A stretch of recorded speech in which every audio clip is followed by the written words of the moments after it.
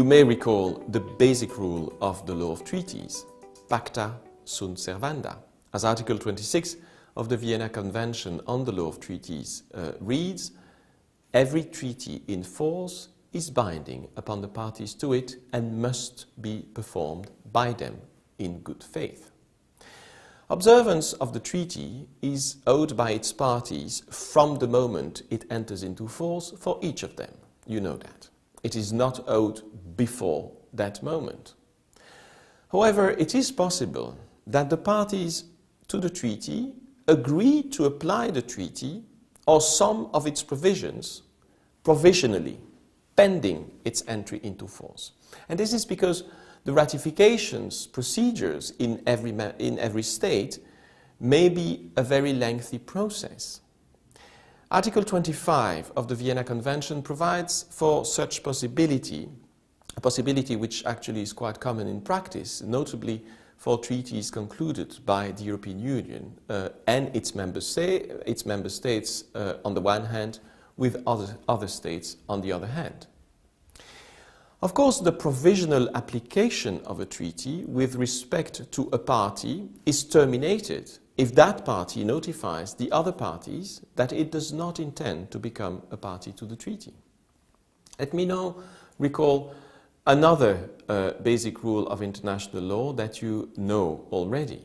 A state may not invoke the provisions of its internal law as justification for its failure to perform the treaty. As Article 27 of the Vienna Convention also recalls, the only exception to that basic rule is Article 46, that is, a defect of consent consisting in the manifest breach of a domestic law provision relating to the competence to conclude treaties. You may remember that. Let me turn now to the temporal, spatial and personal scopes of treaties.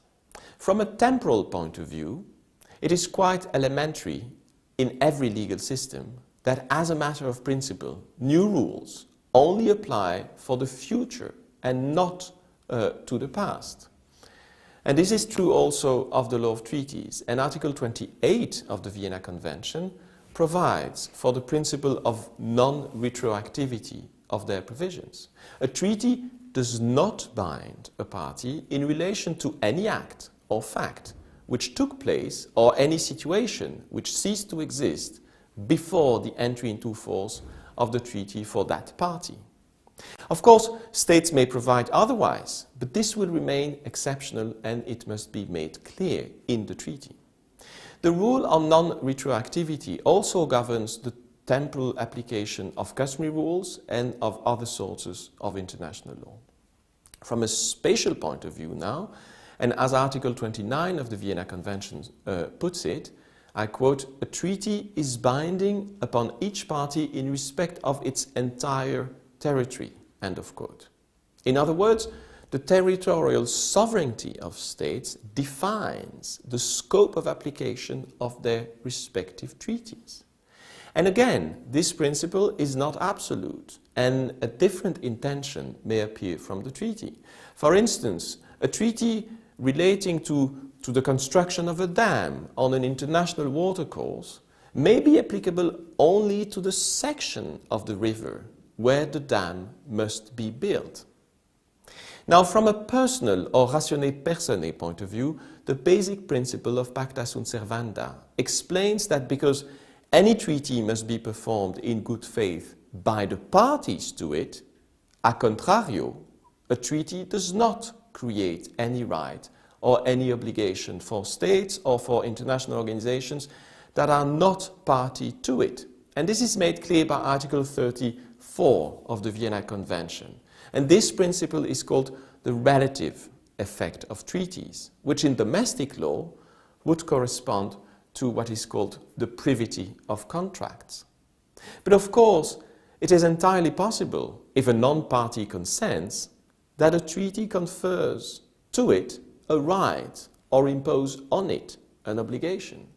According to Article 35, the third state must expressly accept the obligation in writing for such obligation to arise under a treaty to which it is not party.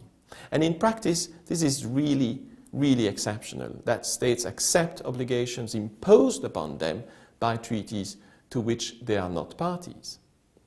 According to Article 36, the consent of the third state is presumed if the treaty confers a right to it, but the treaty may nevertheless require express consent. And in exercising the right conferred to it under the treaty, the third state must comply with the conditions for its exercise. The conditions for the exercise of the right are somehow obligations on the third state. Such conditions for the exercise of the right must extended to the third party can be provided for under the treaty or under other instruments deriving from it.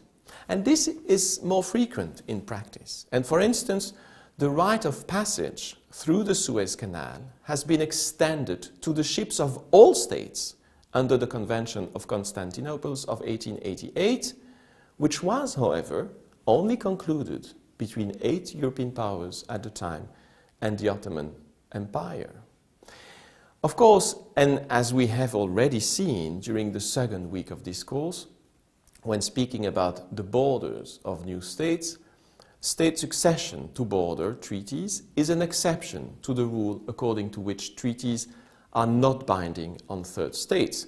And furthermore, one should not forget that some treaty provisions may have a double nature. Any treaty provision is of course binding on the parties as a matter of treaty law, but if the treaty provision also reflects a customary rule of international law, its normative content will be binding on the third states as custom. And Article 38 of the Vienna Convention recalls that.